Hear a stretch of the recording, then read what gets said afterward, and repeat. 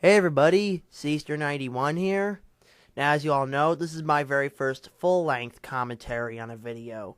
Now, I just want to point out to everyone who's inspired me to do commentaries. Ricky Ray 102, Shed Silbs 11, and GST Superworld 87.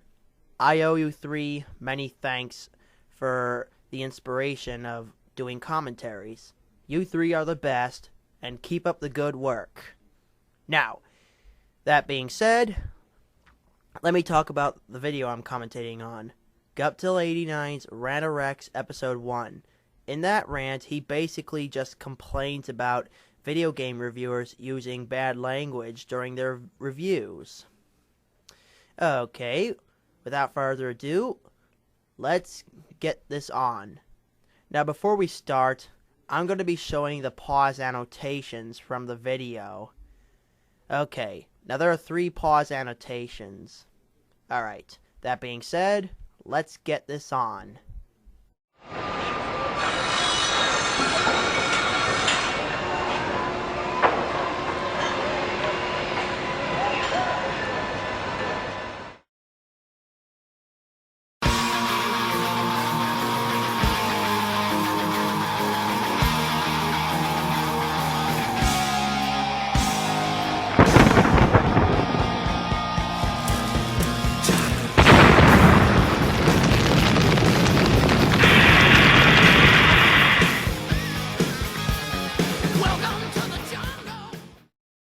We all have things that tick us off in life. For example, bullies, drugs, and hard-to-control children. I can ignore all of these things. However, there's one thing that's been bothering me that I can't ignore. I'm talking about these users my age and up showing their complete lack of thoughtfulness when reviewing a video game. It's like someone pursuing a PhD but only reads comic books. Only reads comic books, huh? Well, that I can agree with you right there, but what if he has a variety in books, like novels and comic books? Just asking. There are 3 things that I can't stand. First of all, a few of them don't use a script. I wonder if they have written down any notes at all.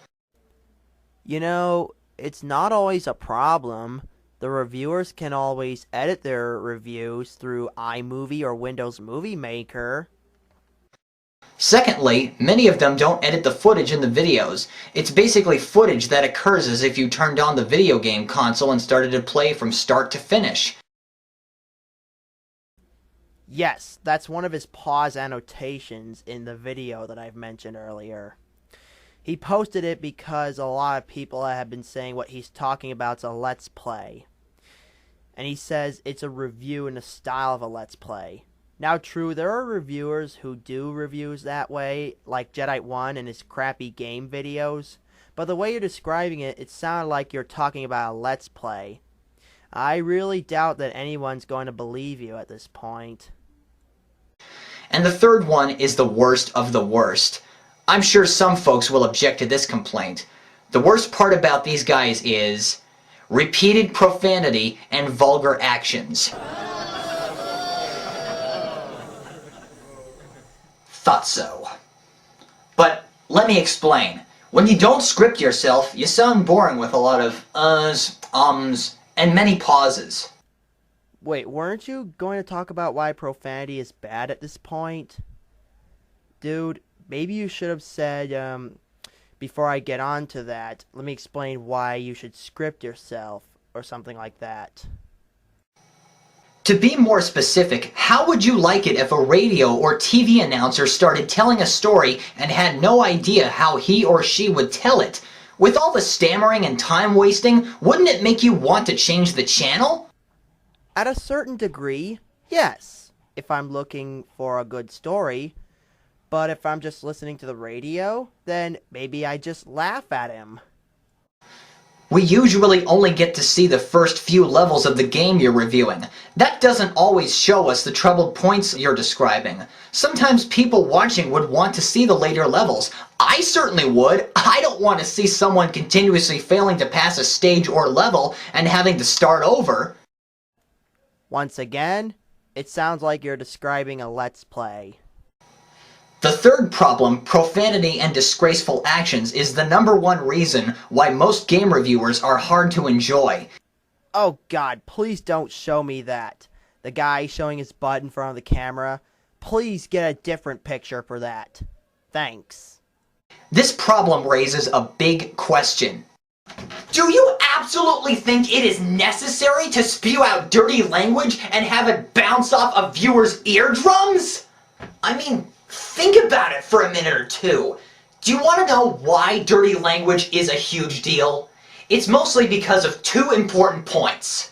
The first point is, the inappropriate words being launched out of your oral cavity like bullets just make you sound quite unintelligent and not even funny in the slightest. On the contrary, my friend, it can be funny if it's done correctly. Like take Penn, for example. He's intelligent and he swears a lot. And he does the swearing correctly. And that's how he's funny. Too many reviewers' favorite words are the F words, the A words, and the S word.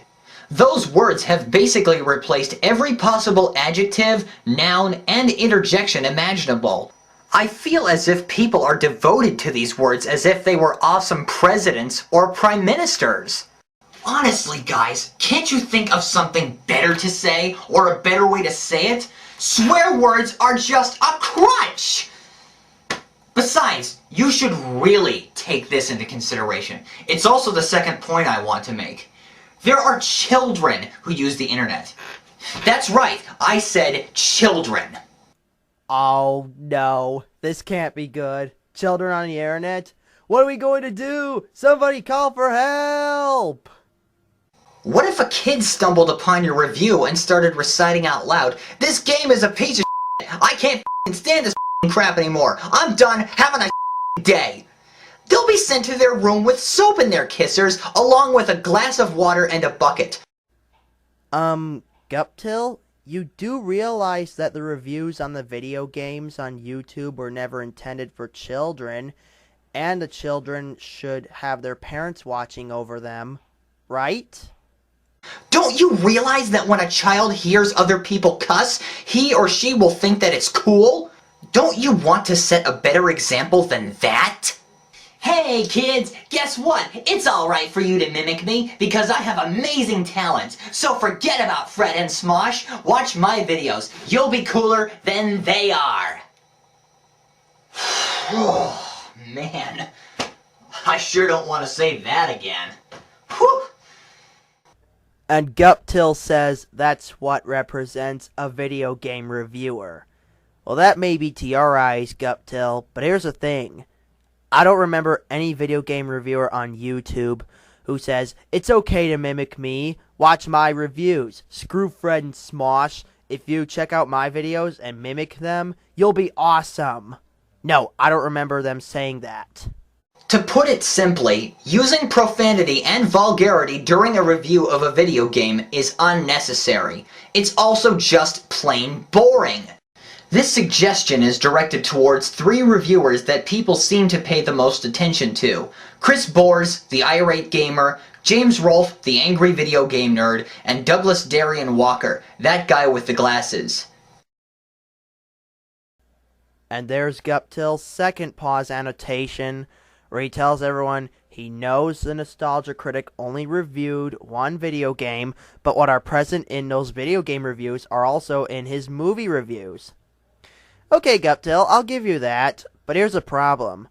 Wasn't your rant concentrated on video game reviews? I have an idea. Why don't you revise some of your reviews when you get the chance? Sure, it's a truckload of work, but if you do that, you might just end up with more fans. I'm afraid I'm going to have to disagree with you there, Guptill. Because if they revise their reviews, like cut out the swearing and vulgar actions, sure, they may get more fans, but they might lose a majority of their fans, especially the angry video game nerd, irate gamer, and nostalgia critic. Right now, you might either be throwing a hissy fit or wondering, what would be a good review to watch? Well, luckily, I know 4 places on the net where civilized behavior is found. Nightwing01's YouTube channel page, Strange Gamer's channel page, GameSpot.com, and GameTrailers.com. That's a total of only 4 places on the net, and on one hand, where civilized reviews can be found. Think about it. Who wants to hear a person my age or older shout loudly and curse like a sailor over a video game? Your parents tell you to stop shouting over a game when you're young, and at your age, that info should be hardwired to your cerebrum. We do have that information in our cerebrums. Here's some information you need for your cerebrum. When we review those games and we get all angry, we start doing vulgar things to it and start cursing like a sailor, we're only doing it so we can get some laughs out of our videos. Even though you're acting, the cursing is abrasive and tiresome. Yes, cursing a lot in a video game review can be tiresome, but only if you curse like literally everywhere in your review. Like this guy, Mario to Plumber. He curses so unbelievably much, and he's so loud in his older reviews that he's so unenjoyable, and that's why he has more dislikes than likes.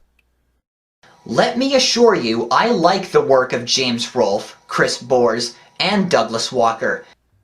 Wait, what? I'm sorry, you had me all confused. I thought you hated their work, seeing all the things that you pointed out that you really disliked, and now you're saying you like their work? This proves to me either one of 2 things. 1, you're a hypocrite, or 2, you're trying to get the fans of those 3 reviewers to not hate you. That's pretty odd, I have to say. However, there are a few things about those reviewers that make them less enjoyable. Take Mr. Rolfe's work, for instance. He puts his reviews up on 3 different websites: GameTrailers.com, ScrewAttack.com, and Cinemassacre.com. All reviews I've seen are flooded with swears and common crude phrases. His movie summaries on Cinemassacre.com are similar, except that they are not as loaded with bad language as his AVGN videos. That's because when James Rolfe reviews movies, he shares his honest opinions on them. But in his AVGN videos, he does the acting of an angry video game nerd getting really angry at awful video games. Simple as that. Even if Rolfe is part of an R-rated movie site, there is no need to include things like, they'll kick your ass till shit comes out your ears. I'm going to have to disagree with you there, Guptill. Because if the websites are rated, and there's no need to say things like that, then why would it be an R-rated movie website in the first place? I can understand crude jokes and many swears in an R-rated movie or mature-rated game, since it's authentic for where the action takes place. Even though you corrected yourself about Gritter and Gang being a PG-13 rated movie through annotation, I'm still calling that out as a flaw to this video. Here's a list of R-rated movies that I think would have been a better choice for that scene. Like these kinds: Hangover, Bad Santa, and Scary Movie. Those are the 3 R-rated movies that I think would have been a better choice of R-rated movie for that scene. However, in a game review, not to mention a movie or TV show review, the included vulgarity and profanity is out of line in place. Only if you swear like literally everywhere in your video. Like, once again, Mario to Plumber. If these guys used their intellect as well as their talent, the audience scale would broaden out beyond 12 to 15-year-olds. And that's pretty much Guptill's final pause annotation. So you just find swearing boring in reviews, but you don't mind it in general. Okay, I'll give you that. But I have to disagree with you about it being boring, because it's not always boring, as long as you do it in the right way. Thanks a ton to everyone who has watched this, and I hope you enjoyed it. Guptill, I don't think anyone in the audience would enjoy this video. No offense, but they wouldn't. See you guys again sometime. Peace.